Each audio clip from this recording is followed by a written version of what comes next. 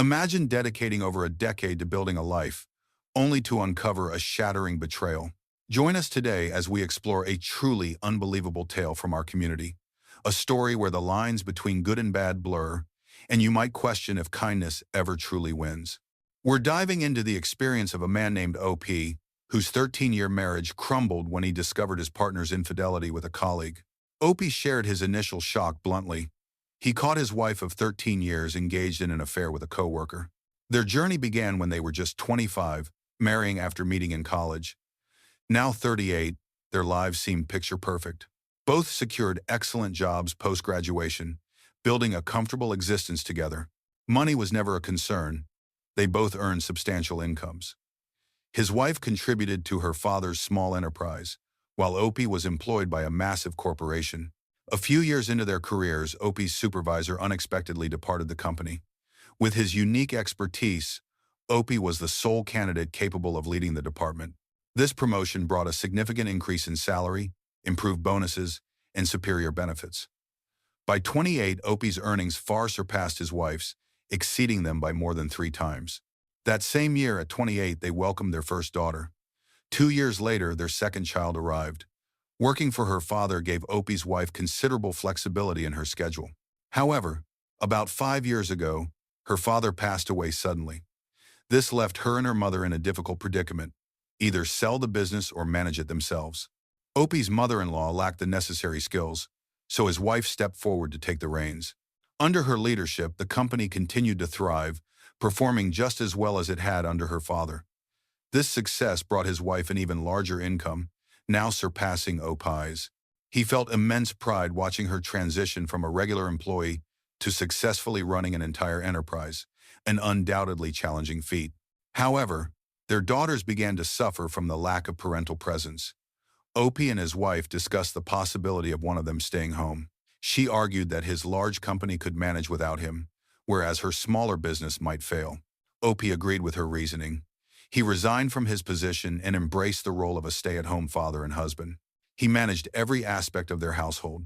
He ensured the girls were cared for, handled cooking, cleaning, repairs, and all errands.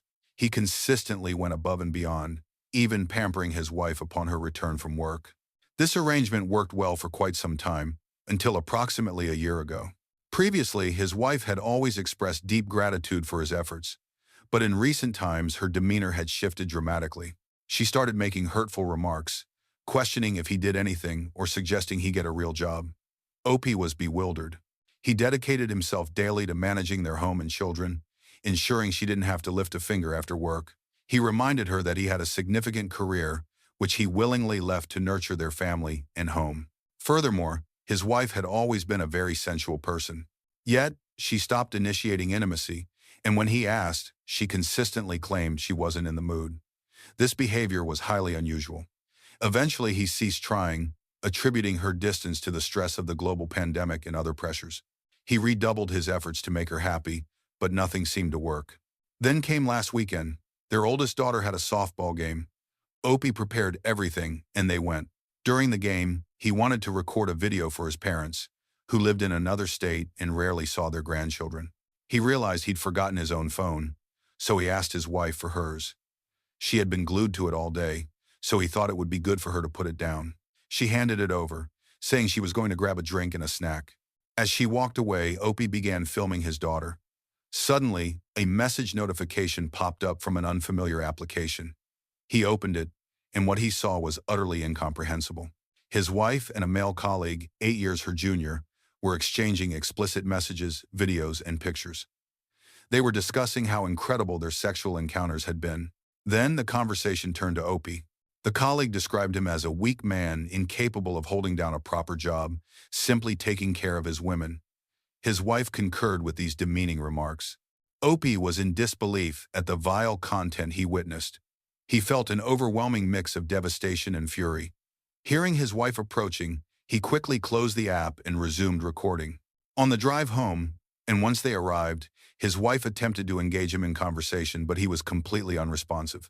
Later, as they lay in bed, she initiated intimacy for the first time in what felt like ages. He told her he wasn't interested. She retorted that if he was going to be difficult about everything, he could sleep on the couch. He got up, moved to the couch, and had been sleeping there ever since. He felt lost, unsure how to proceed. His wife had been his entire world, and his daughters were everything to him, and now it all felt like it was crumbling. He desperately needed guidance. He later added that he had taken screenshots of the conversation and saved them to his phone as proof. The advice he received was to confront her immediately, to tell her exactly what he discovered and how he felt. Many affirmed his worth, stating he was more of a man than her affair partner, having sacrificed for his family. They urged him to leave her and find someone who would appreciate his dedication. Update 1. Opie expressed gratitude for all the advice. He confirmed he possessed all the texts, pictures, and videos. He clarified that he didn't own any part of the company. It was split 50-50 between his wife and her mother. He also couldn't sleep in their marital bed and had moved into the guest bedroom where he intended to remain. He had decided to pursue a divorce. That morning, he contacted a law firm in a different town to ensure discretion. Fortunately, they could fit him in that very day due to a cancellation. After dropping off his daughters, he drove to the office. The lawyer, he found, was exceptionally competent. Opie presented his evidence. The lawyer informed him that with the proof he possessed, his wife would be in a very disadvantageous position during the divorce proceedings.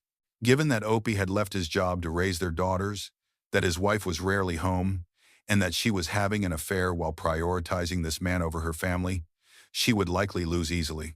The lawyer outlined that Opie would secure child support, alimony, and retain the family home, with his wife covering its expenses as long as the girls resided there. He also suggested they could seek additional financial support, as Opie was currently considered out of the workforce, to fund further education for him to re-enter a career. Some online advisors had been correct. The lawyer recommended he avoid employment until the divorce was finalized, explaining that a husband with a job might lose significant advantages. When asked about full custody, Opie stated he didn't object to his wife seeing their daughters occasionally on weekends, but he primarily desired full custody. The lawyer explained that because the affair occurred in the marital home, Opie had considerable leverage. He emphasized that inviting a strange man into the house endangered the girls and established her guilt. Therefore, Opie would pursue full custody, allowing his wife weekend visits perhaps once or twice a month. No other man would be permitted around his daughters, and if discovered, she would face severe repercussions. He simply refused to have that individual near his children. The lawyer advised Opie to maintain silence until the divorce papers were prepared. Once ready, he would arrange for them to be served, along with a mandate for her to vacate the home. He anticipated having everything ready by the following week. He stressed the importance of remaining quiet, acknowledging Opie's distress, but insisting he shut the hell up until the process was complete. After the divorce, Opie would be free to speak his mind, but not before. He instructed Opie to act completely normal. No arguments, no issues, sleep in separate beds, and absolutely no intimacy. Opie agreed but questioned the reasoning. The lawyer simply said to trust him and to follow his instructions precisely. Opie returned home and began preparing dinner, behaving as if everything was perfectly fine. He resolved to maintain this facade until his wife was served the following week. He noted that he could only provide 2 updates on the platform, and any further information would be on his personal page. He thanked everyone for their advice, including some harsh but necessary words, and rebuked one user who requested inappropriate photos of his wife. A quick edit. The lawyer recommended he get an STD test and a DNA test for his daughters. When Opie asked why, the lawyer explained that such incidents, while rare, sometimes reveal unexpected truths. This revelation was deeply painful to hear, but terrified him. He concluded that lawyers provide crucial guidance, helping clients remain composed and acting in their best interests, preventing emotional outbursts. Update 2. Opie thanked those who sent supportive messages, acknowledging his low spirits in the difficult period. He prefaced this update by stating he had consulted his lawyer about these posts. He was advised that brief, non-specific updates were permissible, but he needed to be careful not to reveal too many details for legal reasons. He began with the test results. He had undergone an STD test himself and paternity tests for his daughters. Thankfully, his STD test was clear. He had no disease. Given their lack of intimacy over the past year, this wasn't entirely surprising. Then came the result many were curious about: the paternity of his 2 girls. He affirmed that he would always be their dad, regardless of biology, but joyfully confirmed he was indeed their biological father. He had never been so relieved to know he was their dad, never imagining he would ever have to question it. Regarding his soon-to-be ex-wife, she had been removed from the house, and he had been granted full temporary custody. He promised more specific details in the future, but for now, she was out. His lawyer had meticulously arranged her legal removal. Though the process was unpleasant, she was served at work, and from what he understood, it was quite a scene. His daughters were aware of the situation. The oldest understood they were separating, as one of her friend's parents had split for similar reasons. She had witnessed her friend's struggles and didn't want the same for her family, crying for her mother to come home. Following his lawyer's advice, Opie planned to arrange sessions with a child therapist to help them comprehend the situation. His youngest simply missed her mother and wanted her home. This broke Opie's heart, making him feel like a terrible father, fearing his girls now hated him. He sometimes considered letting his wife's infidelity go to preserve the family unit and keep his daughters happy, but he knew he couldn't. He even thought about an open relationship, waiting until the girls were older, but that wouldn't work for him. He also knew his daughters would sense the lack of love between their parents and dislike it. His ex was currently living with her mother. Opie's mother-in-law had called, requesting a meeting. He agreed, and they planned to meet. She didn't press for details, saying they would talk later, but pleaded with him not to keep her granddaughters from her. Opie reassured her, acknowledging her as a wonderful and loving grandmother. He stated that as long as she could separate the girls from the issues between him and her daughter, he saw no problem with her seeing them and wouldn't remove her from their lives. She thanked him, and that was that. His ex-wife had been trying to call and text him, hoping to reconcile. Under his lawyer's guidance, a trackable communication method had been established, strictly for discussions about the girls and nothing more. That concluded his update for now. He planned to continue providing updates and, once everything was finalized, would share one comprehensive update with all the details he currently had to withhold. The narrator added that it was too late for her to try and figure things out, suggesting she should have considered her actions before betraying him and making him feel inadequate. Update 3. Opie provided a brief update on recent events. First, he spent Thanksgiving with his mother-in-law. This was solely for the girls' sake, and his lawyer confirmed it was not for reconciliation. Before Thanksgiving, he had met with his mother-in-law for a mutual discussion primarily about how they would manage their daughters. During this meeting, his mother-in-law revealed some details about his soon-to-be ex. Apparently, his ex had been cheated on by her high school boyfriend, a fact Opie had never known. According to his mother-in-law, this boy came from a problematic family, and she had advised her daughter to avoid him. One evening, his ex caught him with another girl. His mother-in-law expressed disbelief at her daughter's current actions, given her past experience. She recalled her daughter having a few college boyfriends, but none seemed serious. However, as soon as she met Opie, she knew he was the one. His mother-in-law apologized for her daughter's behavior and promised to ensure she wouldn't cause any problems with the divorce. A few days before Thanksgiving, his mother-in-law invited him and the girls for dinner. He asked if his ex would be there, and she confirmed. Opie stated he couldn't attend if his ex was present. His mother-in-law understood but requested they try to celebrate the holiday together one last time for the girls. She suggested he consult his lawyer, and if they advised against it, she would accept. He did, and his lawyer approved, instructing him to inform his wife via the official communication app that the visit was strictly for the girls, to prevent any misunderstanding. He complied. His ex had contacted him previously, pleading to see him and the girls. The girls had also been begging to see their mother. Opie swallowed his pride for his daughters, and they went. The dinner was awkward. His soon-to-be ex hugged their daughters, which was fine, but then tried to hug and kiss him. He simply avoided her, choosing instead to hug his mother-in-law. His ex attempted to act as if they were still a couple, trying to converse with him. He responded with simple yes or no answers and helped his mother-in-law finish dinner and clean up. His mother-in-law, being religious, wanted to say a prayer, and his ex-wife sat next to him. Opie held his daughter's hands. His wife tried to grab his, but he pulled away. He knew it might seem trivial, but he didn't want her touching him. Although an atheist, he participated out of respect for his mother-in-law. Dinner proceeded, with his ex again trying to behave as if they were still married, asking about Christmas and future family vacations she imagined they would take together. Hearing this, Opie realized going there had been a mistake. After dinner, He quickly cleaned his and his daughter's dishes, ready to leave. His daughters wanted to watch a movie with their mother, a tradition they always shared. He allowed it. His soon-to-be ex tried to cuddle next to him on the couch, but he moved to a separate chair. He could tell by her expressions that his mother-in-law was visibly annoyed with her daughter's behavior throughout the evening. When the movie ended, they prepared to depart. His daughters had fallen asleep, so he carried them to the car. As he went back inside to retrieve something, his soon-to-be ex grabbed him, in tears, begging to work things out, claiming she wanted their family back and was deeply sorry for what had happened. Before he could speak, his mother-in-law, not joking, grabbed her daughter by the hair, wished Opie good night, and began yelling at her. Opie recounted everything to his lawyer, who confirmed that nothing indicated reconciliation, and his messages had clearly stated the purpose of the visit. His wife was again calling and pleading to reconcile, but her calls went unanswered. He would only communicate about the girls. He anticipated similar requests for Christmas and would again consult his lawyer. The narrator commented that Opie's refusal to be touched was not trivial, given his wife's repulsive betrayal. She was delusional to expect anything different, completely out of touch with reality, and Opie was right to stand his ground against such a despicable woman. Update 4. Opie stated this update would be brief, as things had become very difficult for his daughters. They had 2 therapy sessions that week. The first seemed positive. The girls appeared calmer and more at peace.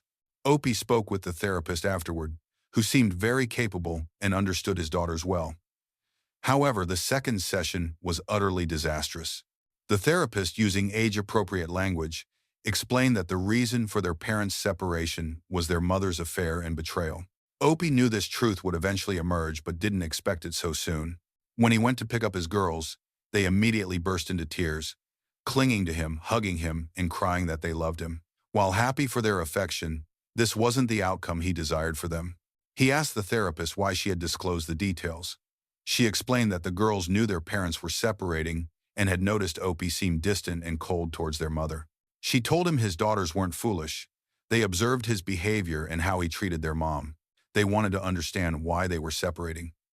The therapist tried to navigate around the issue, but stated the girls wouldn't progress in therapy without knowing the truth.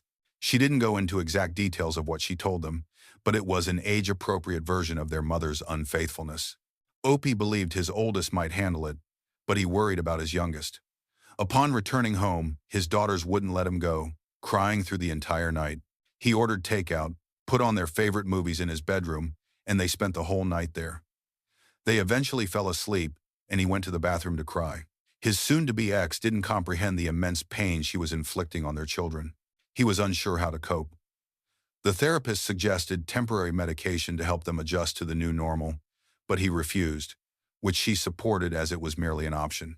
She clarified that she couldn't prescribe drugs. They would need to see their primary physician for a diagnosis that would allow medication. Opie preferred to address his daughter's emotions in a healthy manner. He wouldn't need to worry about Christmas with his ex, as his daughters now hated their mother. He knew this because his oldest declared she never wanted to see her mom again.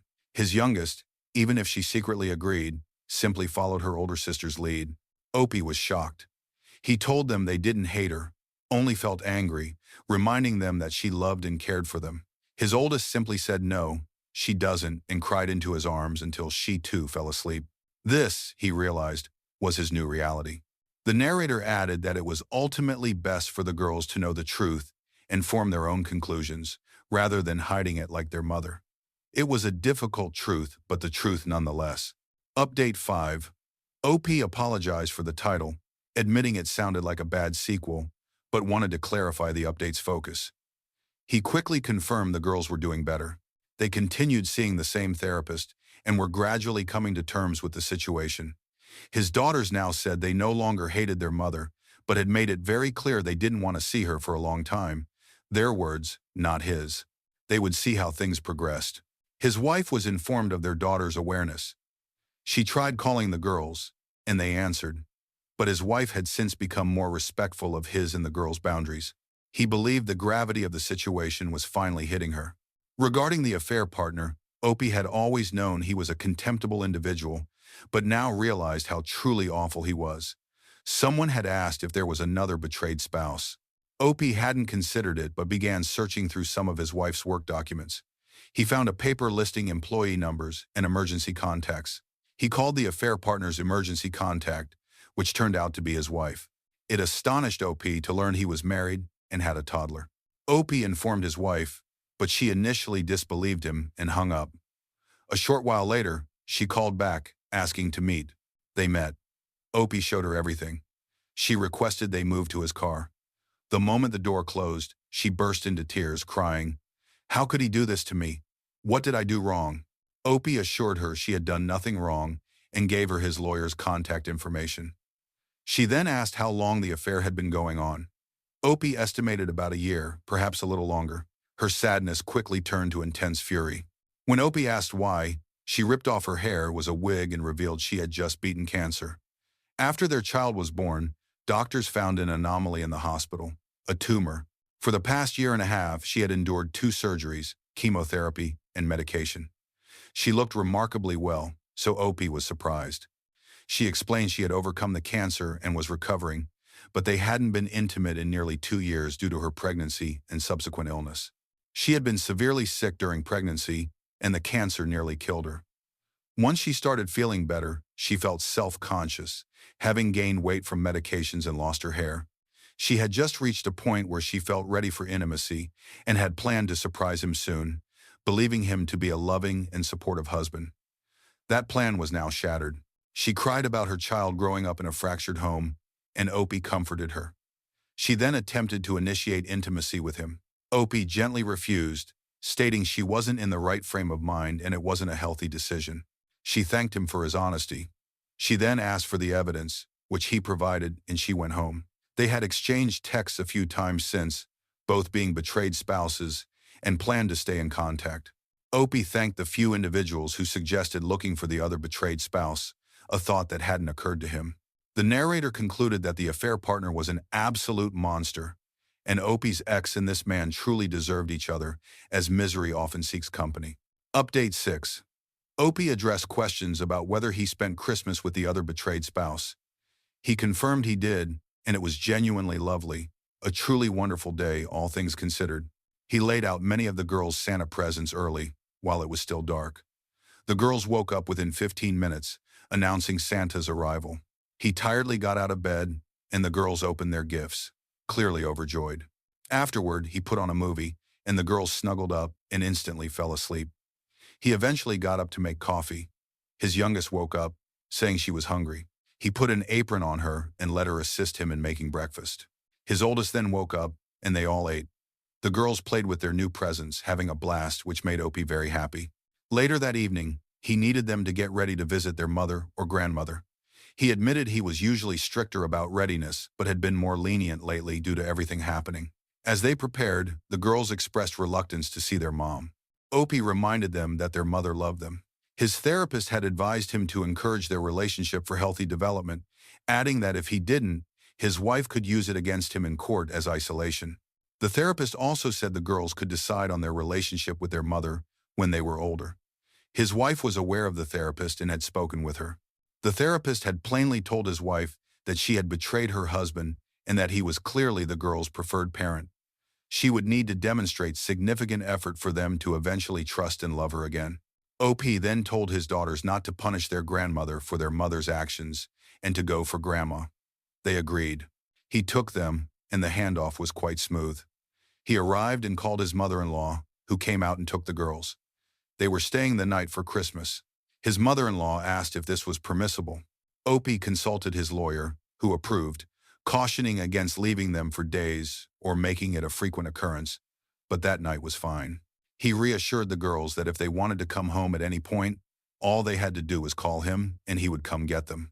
As he was leaving, his soon-to-be ex-wife walked out. Opie didn't hear what was said, but his ex said something to his mother-in-law, who looked confused, then gave her a stern look, seemingly saying, "No." His ex looked at him with tears in her eyes and waved. He simply drove off. He had left food in the oven, keeping everything warm for the other betrayed spouse to arrive. She eventually did, but without her toddler. When he asked where her child was, she explained that her in-laws wanted to see them for Christmas, as did the child's father.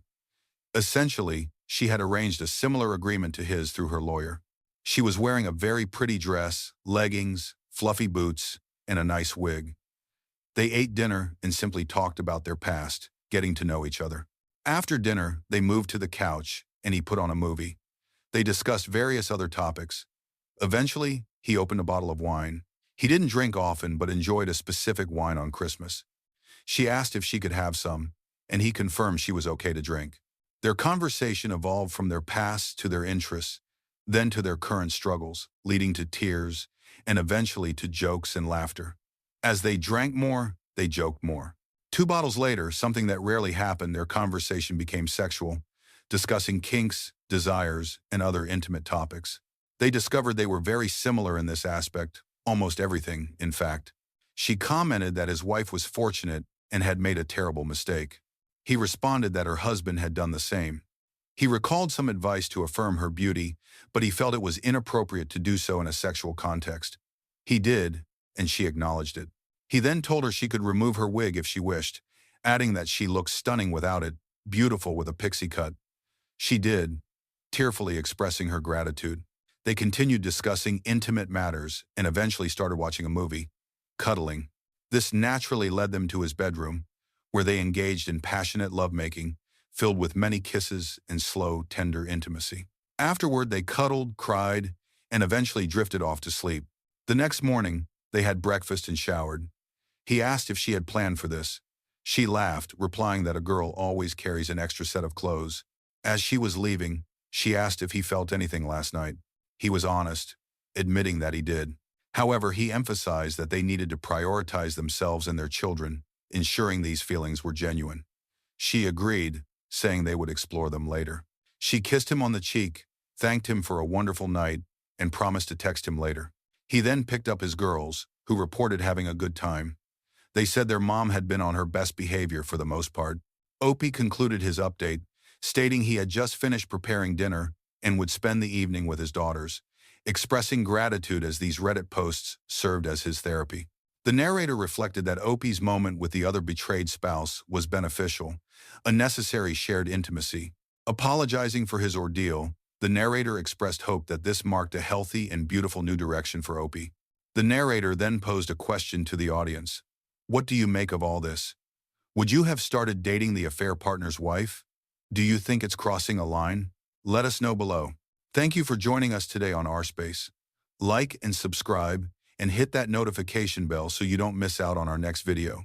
We'd hate for you to miss out. If you want to listen to more stories from me, check out our lounge, where I feature a larger variety of non-cheating related stories. See you there.